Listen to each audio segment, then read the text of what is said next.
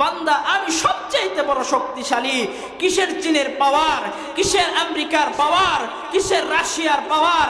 এদের শক্তির কাছে, এদের শক্তি আল্লাহর কাছে কিছুই না, এদের শক্তি আল্লাহর কাছে কিছুই না। দেখেছেন আমেরিকার মধ্যে, নিউ ইয়র্কের মধ্যে দেখতেছেন কিরকম আগুনের দাবানল জ্বলতেছে।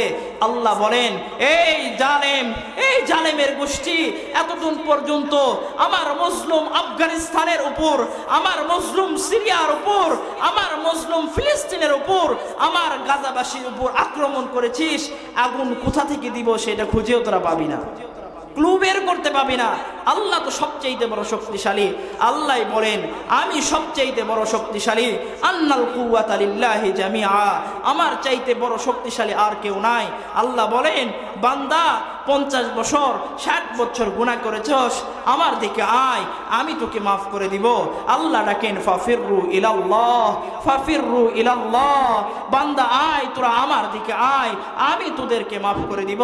আল্লাহ বলেন বান্দা এত সুন্দর করে বানালাম, আশরাফুল মাখলুকাত, শ্রেষ্ঠত্ব মাখলুকাত দিলাম, পৃথিবীর মধ্যে সবচাইতে শ্রেষ্ঠ উম্মত হিসেবে তোদেরকে স্বীকৃতি দিলাম, তারপরে তোরা যাত্রার প্যান্ডেলের দিকে দৌড়াস। আল্লাহ বলেন ইয়া আইয়ুহাল ইনসান মা গররাকা বিরব্বিকাল কারীম। আল্লাহ বলেন ইয়া আইয়ুহাল ইনসান মা গররাকা বিরব্বিকাল কারীম। হাই বন্ধু, আল্লাহ বলেন হে বান্দা আমি মহান মহিমাময় রব থেকে তোকে কিসে দূরে সরাই দিল? দুনিয়ার কোন মহাব্বতে তোকে দূরে সরাই দিল? হে বান্দা আমি তো তোকে খাওয়াই, আমি তো তোকে পড়াই, আমি তো তোকে সম্মান দিয়েছি, আমি তো তোকে ইজ্জত দিয়েছি। এই জন্য ভাই আমাদের বড় দুঃখের সাথে বলতে হয় আল্লাহ সবকিছু দেনেওয়ালা, আল্লাহ সবকিছু দেয়। কিন্তু আমাদের সমাজের মধ্যে এমনও লোক আছে তারা আল্লাহ যে দেয়, আল্লাহ যে দেনেওয়ালা, আল্লাহ যে খাওয়ানেওয়ালা, আল্লাহ যে বাঁচানেওয়ালা, আল্লাহ যে ইজ্জত দেনেওয়ালা, আল্লাহ যে চেয়ার দেনেওয়ালা, আল্লাহ যে সব দেয়, এইটা যদিও মুখে বলি অন্তরে বিশ্বাস করে না। আছে না ভাই? আমাদের সমাজের মধ্যে এরকম আছে যে আল্লাহ সব দেয়, কিন্তু আল্লাহকে এটা মুখে বললে অন্তরের মধ্যে ওই রকম নাই। একদিন মসজিদের মধ্যে নামাজ পড়ে ফজরের পর বসা, যে এলাকার মধ্যে ছিলাম ওই এলাকার মধ্যে পটল আবাদ হয়। তো আপনারা বুঝে থাকবেন আপনাদের এলাকা হয়তো কোথাও হতে পারে। তো পটলকে বড় করার জন্য, মানে বড় যেন হয় এই জন্য পটলের মধ্যে ফুল শুঙ্গাইতে হয়। একটা পুরুষ ফুল নিয়ে যায়, প্রত্যেকটা ফুলের মধ্যে এইভাবে ঠেকাইতে হয়, তাহলে পটল বড় হয়। তো মসজিদের মধ্যে বসা, তো ফজরের পরে এইভাবে পটলে ফুল শুঙ্গানোর জন্য যাচ্ছিল। তো এক পর্যায়ে আমি মসজিদের থেকে শুনতেছি, তো এক ভাই ডাক দিয়ে বলতেছেন এই বছর যদি আমার পটলের ভিটা না থাকতো তো ব্যাস। কিতাবুন আনজালনাহু ইলাইকা লিতুখরিজান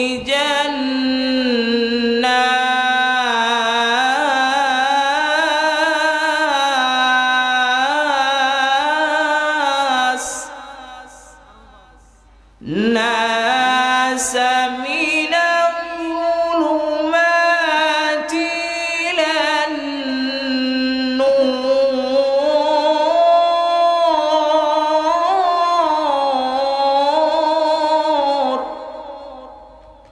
আল্লাহ তাআলা আয়াতের মধ্যে বলেন ওগো রাসূল এমন একটি কিতাব যা আপনার উপর নাজিল করা হয়েছে, এই কিতাব অন্ধকারের পথের মানুষগুলোকে আলোর পথ দেখায়। সুবহানাল্লাহ। আল্লাহ তাআলা বললেন কিতাবুন আনজালনাহু ইলাইকা লিতুখরিজান নাস। ওগো রাসূল এই কিতাব এমন যা আপনার উপর নাজিল করা হয়েছে যেটা অন্ধকারের পথের মানুষগুলোকে আলোর পথ দেখায়। সুবহানাল্লাহ বলেন ভাই। আল্লাহ রাসূল সাল্লাল্লাহু আলাইহি সাল্লামের অসংখ্য হাদিস থেকে ছোট্ট একটি হাদিস পাঠ করেছি। আল্লাহ রাসূল সাল্লাল্লাহু আলাইহি সাল্লাম বলেন মান ক্বারাআল কুরআন ফাস্তাযহারাহু ফাআহাল্লা হালালাহু ওয়া হাররামা হারামাহু আদখালাহুল্লাহুল জান্নাহ। আল্লাহ রাসূল সাল্লাল্লাহু আলাইহি সাল্লাম বলেন মান ক্বারাআল কুরআন, যে কোরআন পড়েছে, ফাস্তাযহারাহু, যে কোরআনকে সংরক্ষণ করেছে, ফাআহাল্লা হালালাহু, যে হালাল অনুযায়ী চলেছে, ওয়া হাররামা হারামাহু, যে হারাম থেকে বেঁচেছে, ফাআদখালাহুল্লাহুল জান্নাহ, আল্লাহ তাআলা তাকে জান্নাতের মধ্যে প্রবেশ করাবেন। সুবহানাল্লাহ সুবহানাল্লাহ। আল্লাহ রাসূল সাল্লাল্লাহু আলাইহি সাল্লাম শুধু এতটুকু বলেই ক্ষান্ত হন নাই। এরপরে আল্লাহ রাসূল সাল্লাল্লাহু আলাইহি সাল্লাম আরো বলেন, ওয়াশাফাআহু ফি আশারাতিন মিন আহলি বাইতিহি কুল্লুহুম ক্বাদ ওয়াজাবাত লাহুন নার। আল্লাহ রাসূল সাল্লাল্লাহু আলাইহি সাল্লাম বলেন, এই 4 গুণে গুণান্বিত ব্যক্তি, যে কোরআন পড়ে, যে কোরআন সংরক্ষণ করে, যে হালাল অনুযায়ী চলে, যে হারাম থেকে বাঁচে, আল্লাহ তাআলা এই 4 গুণে গুণান্বিত ব্যক্তিকে এমন একটা পাওয়ার দিবেন, এমন একটা সুযোগ দিবেন, তার পরিবার থেকে ওয়াশাফাআহু ফি আশারাতিন মিন আহলি বাইতিহি, তার পরিবার থেকে এমন 10 জন ব্যক্তি যাদের উপর জাহান্নাম অবধারিত, এরকম 10 জন ব্যক্তির বিষয়ে সুপারিশ করার অধিকার দিবেন। সুবহানাল্লাহ, সুবহানাল্লাহ। আল্লাহ তাআলা বললেন যে কোরআন এমন কিতাব, যেই কিতাব অন্ধকারের পথের মানুষগুলাকে আলোর পথ দেখায়। কোরআন এমন কিতাব, যেই কিতাব অনুযায়ী চোর যদি এই কোরআন অনুযায়ী চলে, সে আর চুরি করতে পারে না, সে ভালো হয়ে যায়। কোরআন এমন একটি কিতাব, এই কোরআন অনুযায়ী যে কোনো সন্ত্রাস, কোনো চালচোর, কোনো গমচোর, জনগণের উপর জুলুমকারী কোনো ব্যক্তি কোরআন অনুযায়ী যদি চলে, তো আল্লাহ তাআলা এই কোরআনের বরকতে তাকে আলোর পথ দেখায়, জান্নাতের পথ দেখায়। সুবহানাল্লাহ, সুবহানাল্লাহ। কিন্তু বড় দুঃখ আর কষ্টের বিষয়, যেখানে কোরআনের আয়োজন হয়, যেখানে কোরআনের ব্যবস্থাপনা করা হয়, যেখানে কোরআন হাদিস থেকে গুরুত্বপূর্ণ আলোচনা করার মতো সুযোগ করে দেওয়া হয়, মাদ্রাসা, মসজিদ, ঈদগাহ, মাহফিল, এই জায়গাগুলোতেই সমস্যা বর্তমান সময়ে বেশি। এই জায়গাগুলোতেই বর্তমান সময়ে নাস্তিক, ইহুদি, খ্রিস্টান এবং ভারতের রয়ের দালালদের চোখ নজর বেশি। এই জায়গাগুলোতেই আমাদের দেশে যে ভারতের দালালরা আছে, এই জায়গাগুলো দেখলেই তাদের গায়ের মধ্যে চুলকানি শুরু হয়। কিন্তু বড় দুঃখ আর কষ্টের বিষয়, নিজের সন্তান, নিজের পরিবারের উপরে আক্রমণ আসলে, নিজের পিতার উপরে আক্রমণ আসলে, নিজের ফ্যামিলির কারো উপর আক্রমণ আসলে, সেটা আমরা প্রতিহত করার জন্য যে কোনো পদ্ধতি অবলম্বন করি। কিন্তু কোরআন, মাদ্রাসা, মসজিদ, দিন ধর্মের উপর যদি কোনো আক্রমণ আসে, যারা ইমানদার, ইমানের তেজ আছে, তারা রাজপথে নেমে বুকের তাজা রক্ত দেয়। কিন্তু যারা নামধারী মুসলিম, তারা ওই দালালদের সাথে তাল মিলায়। আওয়াজ করে বলেন ঠিক কিনা ভাই? এই জন্য যে কয়েকজন উপস্থিত আছেন, দিল থেকে মহাব্বতে, আকিদাতের সাথে রবকে খুশি করার লক্ষ্যে সমস্বরে, উচ্চ কণ্ঠে সকলে বলি আলহামদুলিল্লাহ। আবারও বলি আলহামদুলিল্লাহ। বাংলাদেশে কোনো এক সময় তসলিমা নাসরিন দিন, ধর্ম, কোরআন, হাদিস, আল্লাহ বিরোধী বক্তব্য দেওয়া শুরু করলো।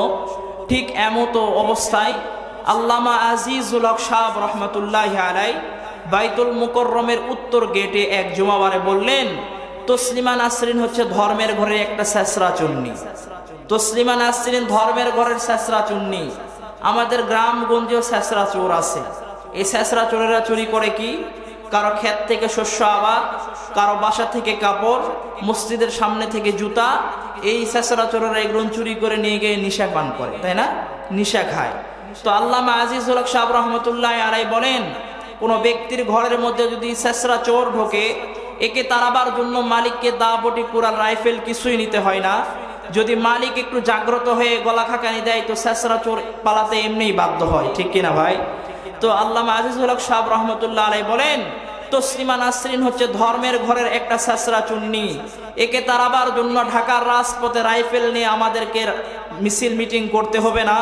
বাইতুল মুকাররমের উত্তর গেট থেকে একবার জোরে তাকবীর দাও, যে তসলিমা নাসরিন সারা জীবন কোরআন ও হাদিস এর বিরোধিতা করেছে, এমনিই পালাতে বাধ্য হবে। তো পরে দেখা গেল আল্লামা আজিজুল হক সাহেব রহমতুল্লাহ আলাইহির কথাই বাস্তব হয়েছিল।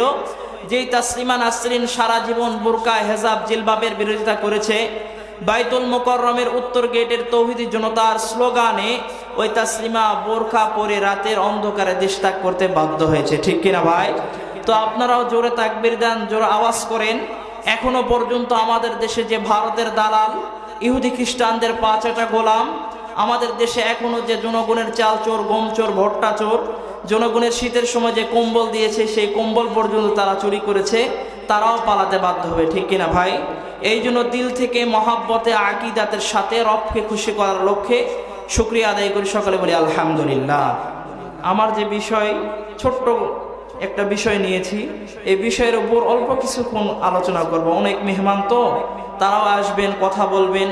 এই জন্য এলাকার মধ্যে যারা আছেন অতি দ্রুত চলে আসে। ওলামা একরামরা অনেক দূর থেকে অনেক কষ্ট করে আসতেছেন, দিনের স্বার্থে, ইসলাম প্রচারের স্বার্থে আসতেছেন, তো আপনারা চলে আসেন।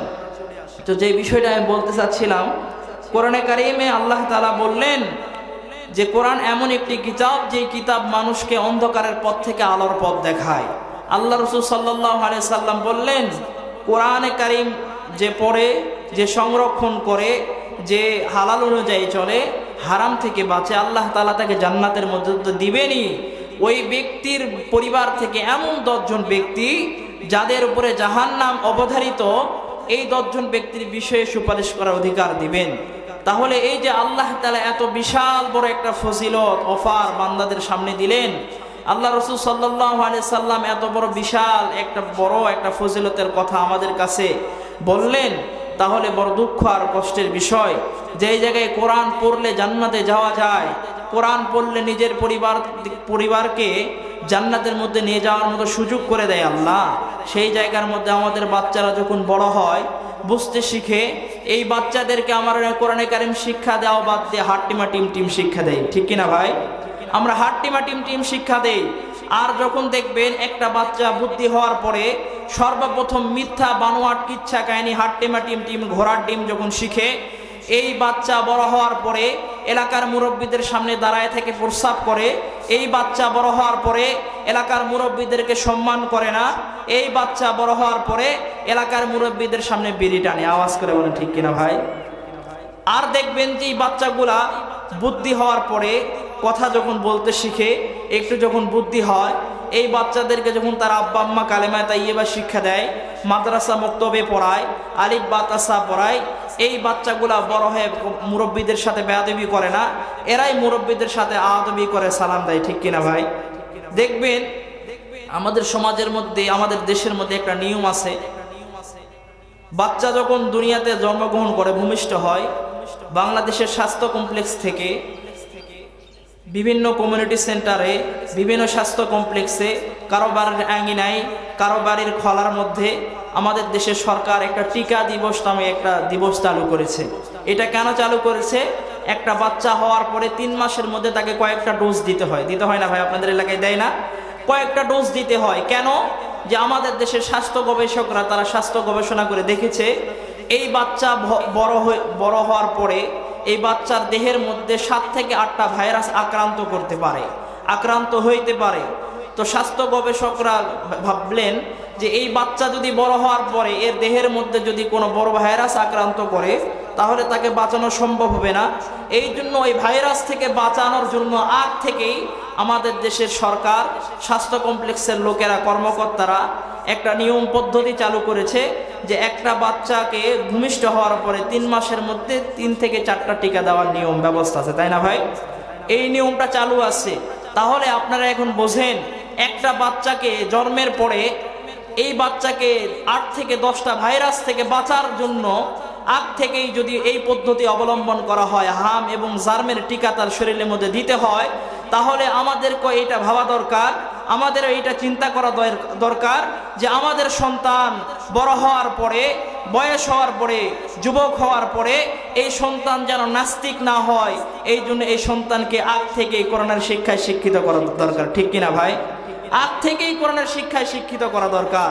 কিন্তু বড় দুঃখের বিষয়, বাচ্চাদেরকে হাট্টিমা টিম শিক্ষা দেয়, আর এই ছোট্ট মাসুম বাচ্চা যেখানে প্রথমেই আল্লাহর নাম তার মুখে দেওয়ার কথা, আল্লাহর নাম মুখে না দিয়ে যখন হাট্টিমা টিম এই বাচ্চা বলে, আমাদের গ্রামগঞ্জের চাচা, ফুবা, খালু এই বাচ্চার মুখে মানে চুমা দিতে দিতে গাল ভিজে ফেলায়, এই বাচ্চার মুখে চুমা দিতে দিতে গাল ভিজে ফেলায়।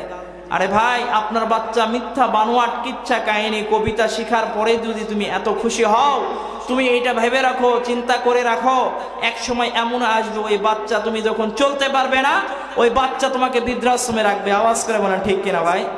অবশ্যই রাখবে। ইমাম ফখরুদ্দিন রাজি রহমতুল্লাহ আলাইহি বলেন, বাবা তোমার বাচ্চাকে আউযুবিল্লাহ বিসমিল্লাহ শিক্ষা দিও। তাফসিরে কাবিরের মধ্যে লেখেন ইমাম ফখরুদ্দিন রাজি, বাবা তোমার বাচ্চাকে বিসমিল্লাহ শিক্ষা দিও, মাদ্রাসায় পড়ায়ও, মক্তবে পড়ায়ও, এর বিনিময়ে আল্লাহ তাআলা তোমার কবরের আযাব মাফ করতে পারে। তো ইমাম ফখরুদ্দিন রাজি রহমতুল্লাহ আলাইহি বলেন, হযরত মূসা আলাইহিস সালাম একদিন রাস্তায় যাচ্ছিলেন, হঠাৎ করে রাস্তার পাশে একটা কবরের মধ্যে দেখলেন খুব আযাব চলতেছে। এমন আযাব চলতেছে, এই আযাবের কারণে গোলাম হাউমাউ করে চিৎকার করতে আর কান্না করতেছে আর বলতেছে, আমারে বাঁচাও, এমন আযাব তো আমার সহ্য হয় না। তার সন্তানকে ডাক দিয়ে বলতেছে, সন্তান, দুনিয়ার মধ্যে কোনো সময়ে তোমার কোনো কিছু প্রয়োজন পড়লে আমাকে বলতা, আমি তোমার সমস্যার সমাধান করে দিতাম, যেটা চাইতা আমি দিতাম। আজকে আমি বিপদে, তোমরা আমাকে বাঁচাও, জাহান্নামের আগুন আমার সহ্য হয় না, কবরে আযাব আমি সহ্য করতে পারি না। এইভাবে চিৎকার করতেছে আর বলতেছে। গোলাম হযরত মূসা আলাইহিস সালাম রাস্তার পাশ থেকে দীর্ঘ সময় পর্যন্ত পার্থক্য করে দেখলেন আর ভাবতেছেন, হায়, এই গোলামের কি কারণে কবরের মধ্যে আযাব হয়, কি কারণে, কি এমন পাপ করেছে তার কারণে কবরের মধ্যে আযাব হচ্ছে। মূসা আলাইহিস সালাম এটা দেখার পরে তার কাজের মধ্যে চলে গেলেন। হযরত দীর্ঘ সময় অতিবাহিত করলেন। আবার ওই রাস্তায় যখন ব্যাগ আসতেছিলেন, দেখতেছেন কিছুক্ষণ আগে দেখলেন যে এই কবরের মধ্যে আযাব চলতেছিল। দেখতেছেন কিছুক্ষণ আগেই কবরের মধ্যে গোলাম চিৎকার করে কান্না করতেছিল। এখন মূসা আলাইহিস সালাম নজর করে দেখেন ওই কবরের মধ্যে আর কোনো আযাব নাই। সুবহানাল্লাহ বলেন ভাই, সুবহানাল্লাহ। মূসা আলাইহিস সালাম এবার অবাক হলেন, আল্লাহর দিকে মোতাওয়াজ্জহ হলেন, আল্লাহকে ডেকে ডেকে বললেন, আল্লাহ, কিছুক্ষণ আগে দেখলাম আপনার গোলামের কবরের মধ্যে আযাব চলতেছিল, কিছুক্ষণ আগে দেখলাম গোলামের কবরের মধ্যে আগুন জ্বলতেছিল, কিন্তু এখন দেখতেছি গোলামের কবরের মধ্যে আর কোনো আযাব নাই, এখন দেখতেছি গোলাম জান্নাতের মধ্যে বসা, কিভাবে মাফ হলো? আল্লাহ তাআলা ওহী নাজিল করলেন। জিবরাইল আলাইহিস সালাম এসে বললেন, মূসা কালিমুল্লাহ, আপনি কবরওয়ালাকে জিজ্ঞাসা করেন। কবরওয়ালার জবান আল্লাহ খুলে দিয়েছেন। সুবহানাল্লাহ, সুবহানাল্লাহ। এবার মূসা আলাইহিস সালাম কবরওয়ালার দিকে মুতাওয়াজ্জিহ হলেন। मौत को समझा है गाफिल इख्तितामे जिंदगी, मौत को समझा है गाफिल इख्तितामे जिंदगी, दर हकीकत मौत तेरे इब्तिदाए जिंदगी, दर हकीकत मौत तेरे इब्तिदाए जिंदगी, आइश इशरत के लिए दुनिया नहीं, आइश इशरत के लिए दुनिया नहीं, याद रख तू बंदा है मेहमान ही, याद रख तू बंदा है मेहमान ही। हाय बंधु, एबार मूसा आलैहिस सालाम কবরওয়ালার দিকে মুতাওয়াজ্জিহ হইলেন। কবরওয়ালাকে ডাক দিয়া কয়, ভাইয়া,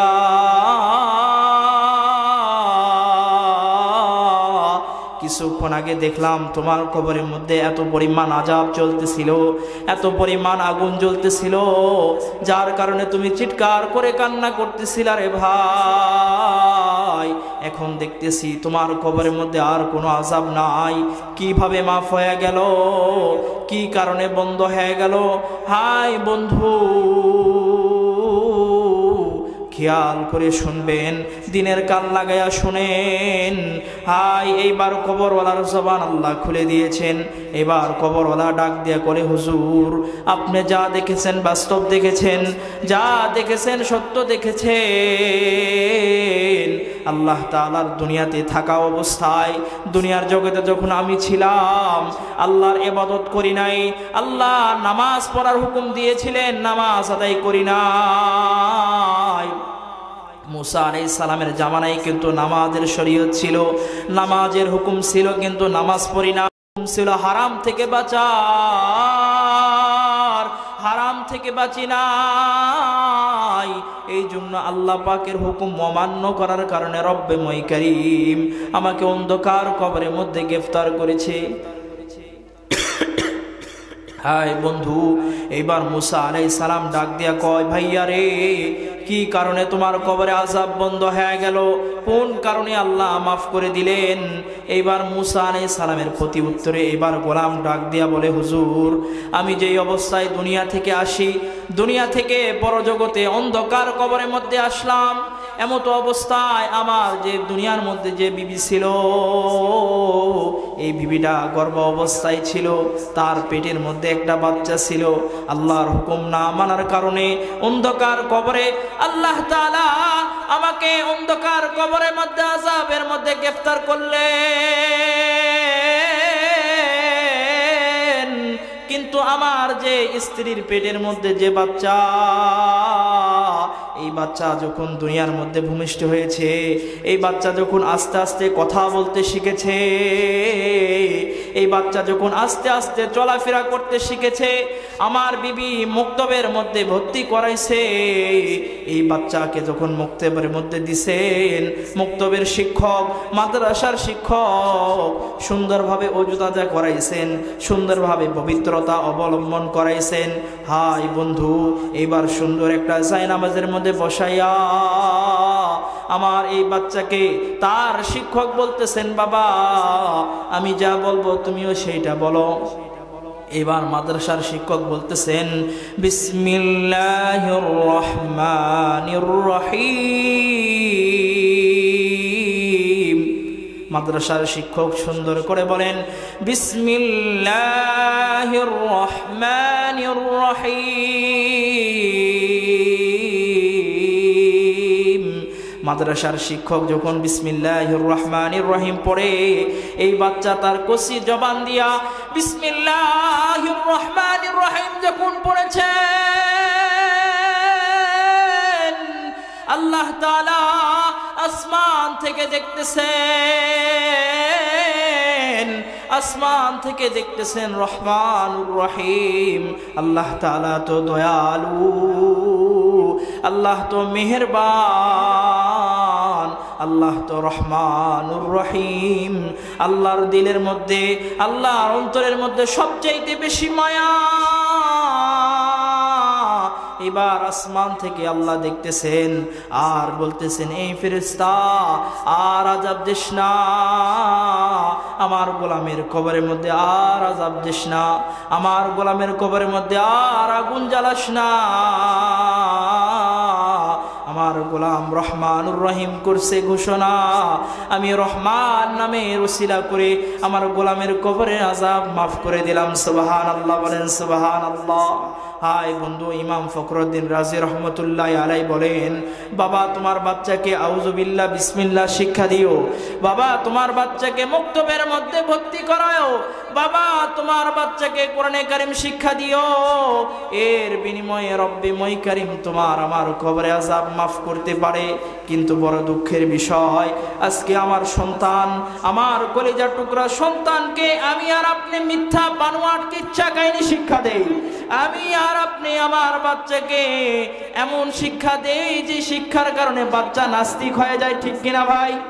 আমাদের সন্তানরা নাস্তিক হচ্ছে, আমাদের সন্তানরা মুরতাদ হচ্ছে, ভারতের রয়ের দালালদের দালাল হচ্ছে, গোলাম হচ্ছে। বড় দুঃখের সাথে বলতে হয়, আজকে মুসলিম ঘরের সন্তানের দিলের মধ্যে আল্লাহর ভয় না থাকার কারণে, কোরআনের শিক্ষা না থাকার কারণে, আল্লাহর শিক্ষা শিক্ষিত না হওয়ার কারণে এই সন্তান এফআরসিএস, এফসিএস, এমএবিএস যত বড় ডিগ্রি আছে, যত বড় শিক্ষায় শিক্ষিত হোক না কেন, আল্লাহর শিক্ষায় শিক্ষিত না হওয়ার কারণে, আল্লাহর ভয় অন্তরে না থাকার কারণে এই সন্তান বড় হয়ে নাস্তিক হওয়ার সম্ভাবনা আছে। আওয়াজ করে বলেন ঠিক কিনা? এই সন্তানই বড় হয়ে নাস্তিক হওয়ার সম্ভাবনা থাকে। এই সন্তান বড় হয়ে তসলিমা নাসরিনের মতো বেশ্যা মহিলার দালালি করার মতো সুযোগ হতে পারে। এরাই বড় হয়ে দালাল হবে ভারতের, এরাই বড় হয়ে নাস্তিকদের দালাল হবে। কিন্তু বড় দুঃখের সাথে বলতে হয়, আজকে বাংলাদেশের মধ্যে 95% মুসলমানের দেশ, দেশের মধ্যে ফজরের সময় ঘুম ভাঙলেও মুসলমানরা আজানের আওয়াজ শোনে, যেই দেশের মধ্যে ঘুমাইতে গেলেও আজানের আওয়াজ শুনে ঘুমাইতে যায়, সেই জায়গার মধ্যে আমার দেশের মধ্যে নাস্তিক ইস্কনদের দালালরা প্রকাশ্যে ভাবে মুসলমানদেরকে জবাহ করতে চায়, স্পষ্ট ভাষায় বলতে চায়। এই বড় ওলামা একরামদের মঞ্চ থেকে, হাফিজুর রহমান সিদ্দিকী সাহেবের মঞ্চ থেকে, ওলামা একরামদের মঞ্চ থেকে আজকে স্পষ্ট ভাষায় ঐক্যের আহ্বান করতে চায়। কে হানাফি, কে শাফিঈ, কে মালিকি, কে হাম্বলি, কে আহলে হাদিস, কে লা মাযহাবি, কে চরমোনাই, কে হেফাজত ইসলাম, কে আলিয়া, কে কওমি, হেদায়েত ভুলে যাও, হাতে হাত রাখো, ময়দানে ঝাঁপিয়ে পড়ো। ভারতের দালাল একটাও বাংলাদেশে থাকতে পারবে না। আওয়াজ করে বলেন ঠিক কিনা? একটা নাস্তিক বাংলাদেশে থাকার মতো সুযোগ হবে না।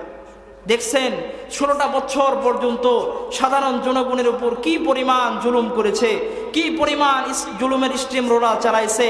কিন্তু আল্লাহ তাআলার অশেষ মেহেরবানি, আমার দেশের প্রত্যেকটা ঘরের, প্রত্যেকটা মায়ের ঔরস থেকে মুসলিম ঘরের সন্তানরা তাদের বুকের তাজা রক্ত দিয়ে আমার এই দেশকে নতুনভাবে আবার স্বাধীন করেছে। একটা কথা মনে রাখবেন, এখানে মুরব্বীরাও আছেন, রাগ করবেন না। একটা কথা স্মরণ রাখবেন, আল্লাহ তাআলা যখন কোনো জমিনকে পবিত্র করতে চান, আল্লাহ তাআলা যখন কোনো জমিনকে কালেমার পতাকা উদ্দিন করতে চান, তখন আল্লাহ তাআলা এই জমিনের মধ্যে যুবকদের পবিত্র রক্তর দ্বারা এই জমিনকে পবিত্র করে। ঠিক কিনা ভাই?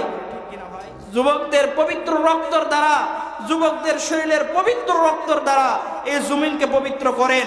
কারণ যুবকদের শরীরের মধ্যে, রক্তের মধ্যে কোনো গাদ্দারি নাই, যুবকদের রক্তের মধ্যে কোনো গাদ্দারি নাই। আল্লাহ রাসূল সাল্লাল্লাহু আলাইহি সাল্লামকে মক্কা থেকে মদিনায় বের করে দেওয়ার পিছনে বুড়াদের হাত ছিল। আল্লাহ রাসূল সাল্লাল্লাহু আলাইহি সাল্লামের কাঁধের উপর উটের নারী বুড়ি চাপায় দেওয়ার পিছনে বুড়াদের, এই গাদ্দারদের হাত ছিল। এই জন্য আল্লাহ তাআলা বাংলার জমিনকে নাস্তিক, মুরতাদ, জালেমদের হাত থেকে বাঁচাইবার জন্য, জালেমদের হাত থেকে মুক্ত করার জন্য, এই জমিনকে পবিত্র করার জন্য আল্লাহ তাআলা যুবকদের রক্ত দ্বারা পবিত্র করেছেন। আওয়াজ করে বলেন ঠিক কিনা? এই জন্য যেটা বলতে চাচ্ছিলাম, আল্লাহ তাআলা আমাদেরকে মুসলিম ঘরের মধ্যে জন্মগ্রহণ করার মতো সুযোগ দিয়েছেন। আল্লাহ তাআলার অনেক বড় নিয়ামত, আল্লাহ তাআলার হাজারো শুকরিয়া, যেই শুকরিয়া আমরা গুণে শেষ করতে পারবো না। আল্লাহ তাআলা নিজেই বলেন, وَإِن تَعُدُّوا نِعْمَةَ اللَّهِ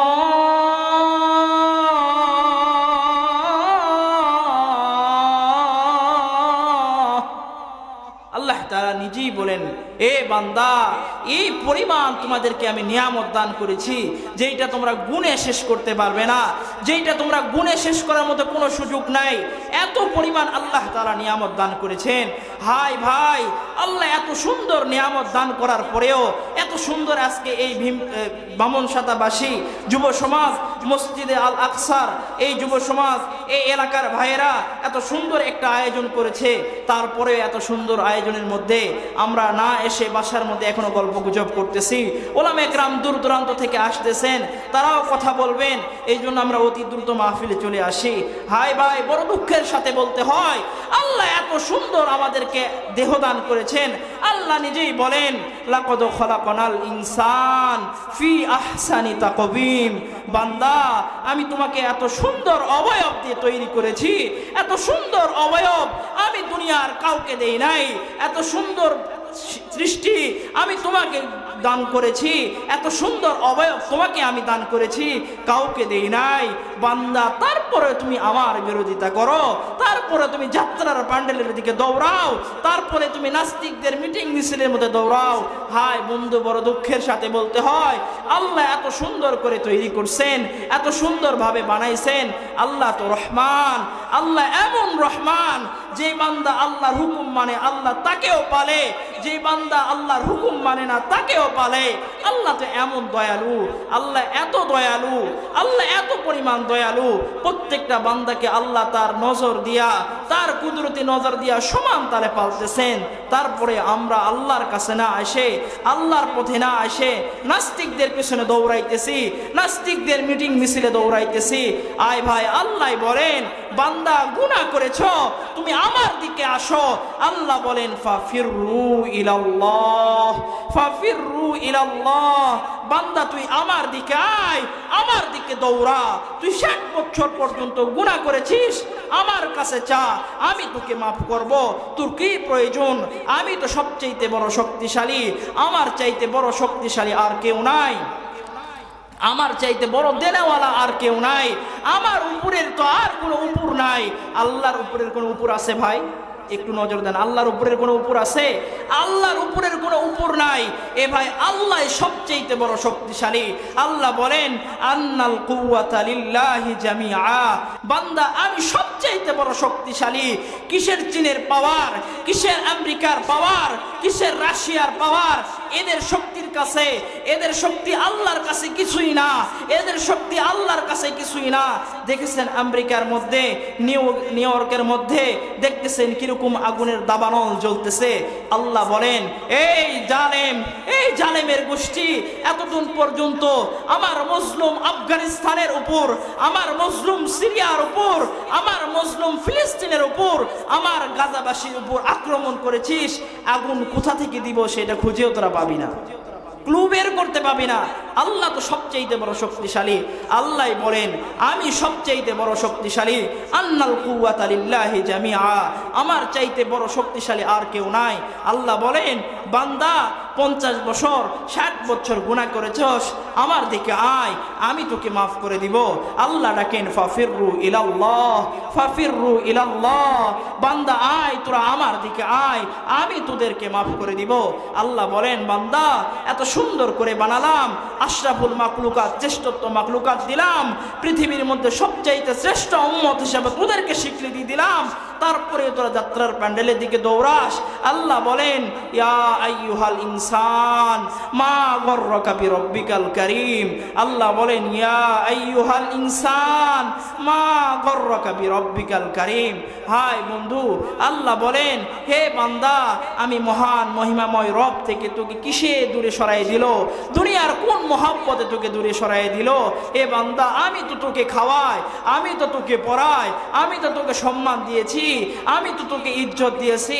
এই জন্য ভাই, আমাদের বড় দুঃখের সাথে বলতে হয়, আল্লাহ সবকিছু দেনেওয়ালা, আল্লাহ সবকিছু দেয়, কিন্তু আমাদের সমাজের মধ্যে এমনও লোক আছে, তারা আল্লাহ যে দেয়, আল্লাহ যে দেনেওয়ালা, আল্লাহ যে খাওয়ানেওয়ালা, আল্লাহ যে বাঁচানেওয়ালা, আল্লাহ যে ইজ্জত দেনেওয়ালা, আল্লাহ যে চেয়ার দেনেওয়ালা, আল্লাহ যে সব দেয়, এইটা যদিও মুখে বলি অন্তরে বিশ্বাস করে না।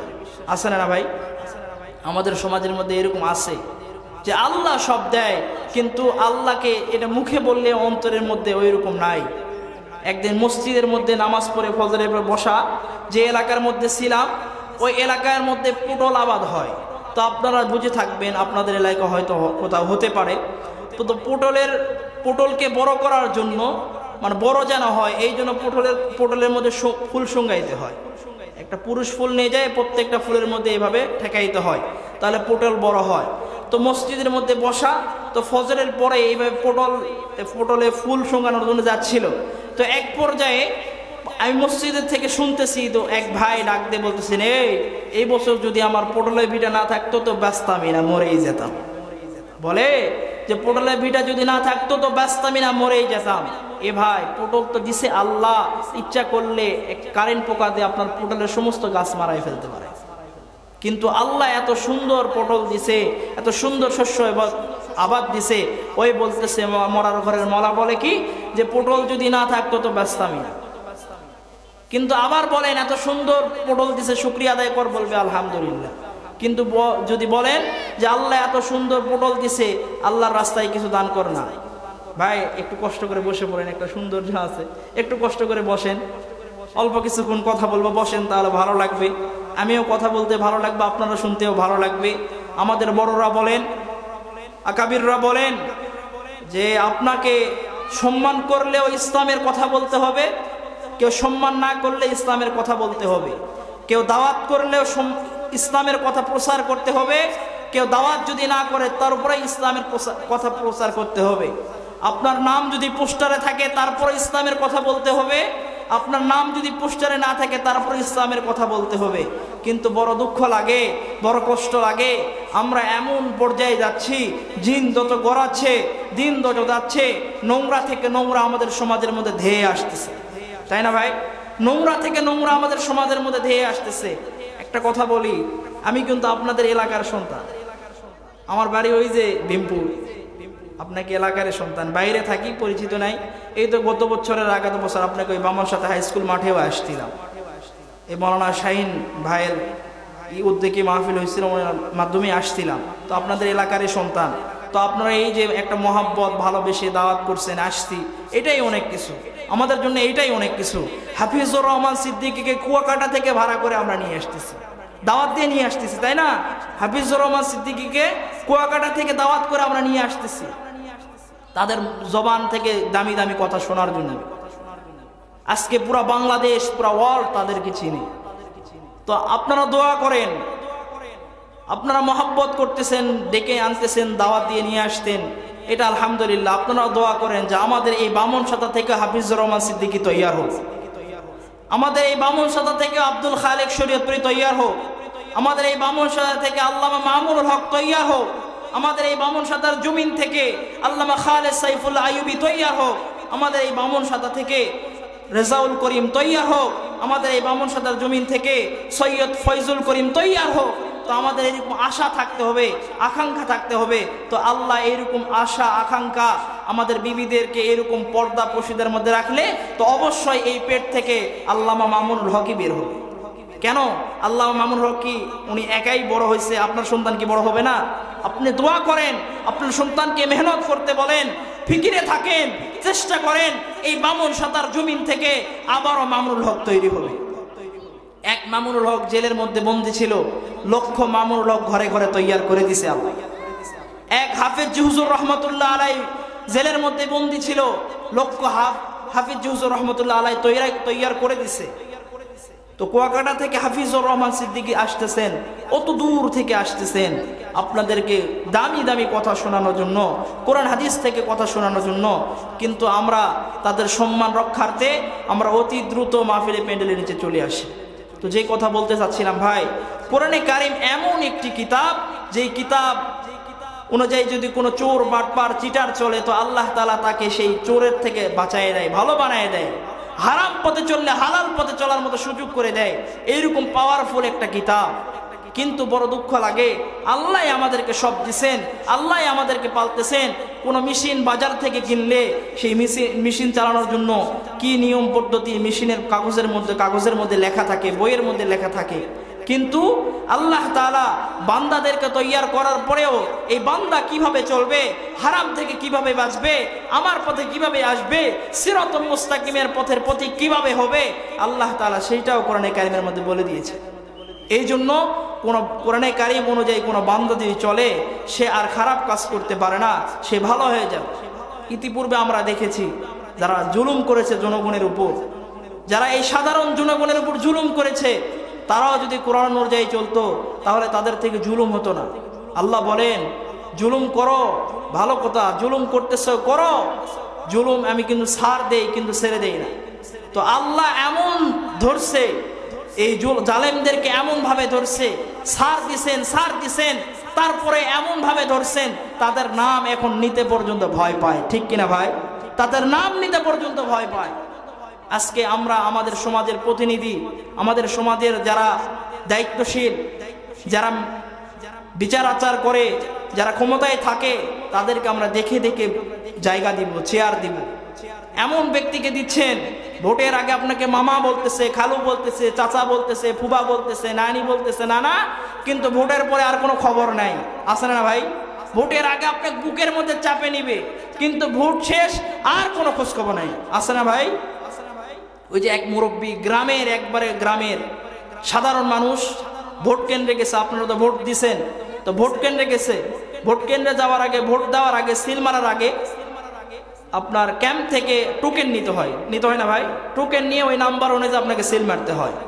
তো বেচারা মুরব্বী ভোট দিতে গেছে, ভোট দেওয়ার সময়, ভোট দেওয়ার আগে ক্যাম্পে গেছে নাম্বার নেওয়ার জন্য।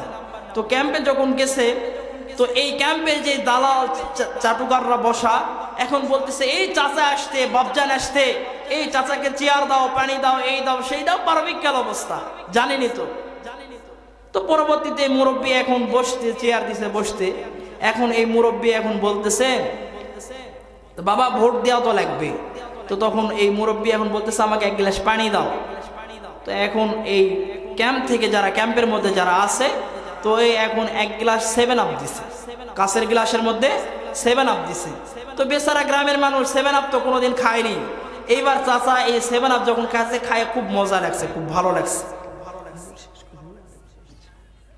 তো পরে খুব ভালো লাগছে, বলতেছে খুব মজা পাইছে। তো পরবর্তীতে এখন ওই চাচাকে এক দালাল ডাকতে বলতে, চাচা ও এই প্রতীকের উপর সিল মারেন। তো বেচারা তো গ্রামের মানুষ, সরল সিধে এক গ্লাস 7 আপ খায়, তো সেই মজা লাগছে। এখন বেচারা চলে গেছে, যে এই প্রতীকের উপর সিল মারতে বলছে, ওই প্রতীকে সিল মারার জন্য চলে গেছে। এখন ভিতরে যায়, ওই প্রতীকে ওই কথা অনুযায়ী সিল মারে, এখন বের হয়ে আসতে, এখন বের হয়ে ওই যে 7 আপ খায় তো চাচাক ভালো লাগছে, জীবনে খায়নি গ্রামের মানুষ, আবার ঘুরে ওই ক্যাম্পে আসতে। এখন এই ক্যাম্পের মধ্যে আসার পরে কেউ চাচাও কয় না, ফুবাও কয় না, মামাও কয় না, খালুও কয় না, কিচ্ছু বলে না। এক পর্যায়ে ওই চাচা এখন নিজে নিজেই বসার পরে এখন বলতেছে, বাপজান 1 গ্লাস পানি দাও। চাচা তোর 7 আপ খায় ভালো লাগছে, এখন চাচা চাচ্ছে আবার 1 গ্লাস 7 আপই খাবে। তো পরবর্তীতে এখন ওই দালালরা ক্যাম্পে যারা বসা আছে, ওরা আর 7 আপ না দিয়ে এখন দিছে সাদা 1 গ্লাস ফ্রেশ পানি। তো চাচা এখন পানি এই পান করার পরে দেখতেছে প্যানসা লাগে। চাচা এখন করছে, বাপজান এই পানি নয় বাবা, যে পানি গ্লাসের মধ্যে ঢাললে ফস করে ওটা, ওই পানিটা দাও। 7 আপ গ্লাসের মধ্যে ঢাললে ফস করে ওঠে না, করছে ওই পানিটা দাও। এখন ক্যাম্পের এক কর্নার থেকে এক দালাল ডাক দিয়ে করছে, চাচা ভোটের আগে পানি ফস করে, ভোটের পরে পানি ফস করে না। আমাদের অবস্থা এরকম। এমন ব্যক্তিকে আমাদের সমাজের মধ্যে প্রতিনিধি হিসেবে আমরা বানাই। ভোটের আগে চাচা ডাকে, ভোটের পরে আপনার সন্তানের জন্ম নিবন্ধন কার্ড করার জন্য 3 সপ্তাহ ঘোরা লাগে, ঠিক কিনা ভাই? এই জন্য শেষ করে দেবো, আমাদের আরেকজন মেহমান চলে আসতেন। যে কথাগুলো বললাম, আল্লাহ তাআলা আমল করার মতো তৌফিক দান করুন। আমাদের বাচ্চাদেরকে কোরআন ও হাদিসের শিক্ষায় শিক্ষিত করার মতো তৌফিক দান করুন। আল্লাহ তাআলা আমাদের আমল করার মতো সুযোগ করে দেন। যা কথা বললাম এর মধ্যে যেগুলো ভুল কথা ছিল আমার পক্ষ থেকে, যা সঠিক কথা ছিল আল্লাহর পক্ষ থেকে।